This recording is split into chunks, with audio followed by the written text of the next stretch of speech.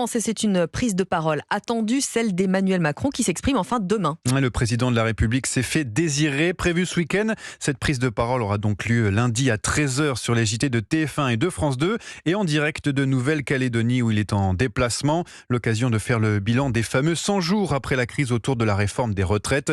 Le chef de l'État ne s'était pas exprimé le 14 juillet comme le veut la tradition. Cet entretien est donc très attendu mais surtout nécessaire, explique Gaspard Ganser, ancien conseiller de François Hollande et président de Ganser Agency. Déjà, réjouissons-nous qu'il s'exprime, parce que sa parole était attendue.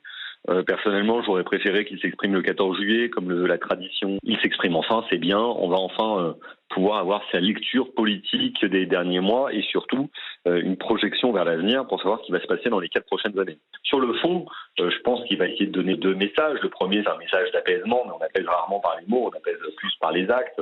Sur la question de la sécurité et de l'autorité. Et puis, il va donner des perspectives pour la rentrée qu'il a déjà esquissées. Il va certainement parler d'écologie, de pouvoir d'achat, d'emploi et probablement de situation internationale. Mais on peut craindre malheureusement que dans ce genre d'interview, les choses ne soient pas très précises. Il n'est pas exclu qu'avec d'autres mots, il nous refasse le coup des 100 jours. Parce que on sait déjà tous très bien qu'à l'automne, ça sera aussi difficile parce que les choses n'ont pas changé. Un propos recueilli par Geoffrey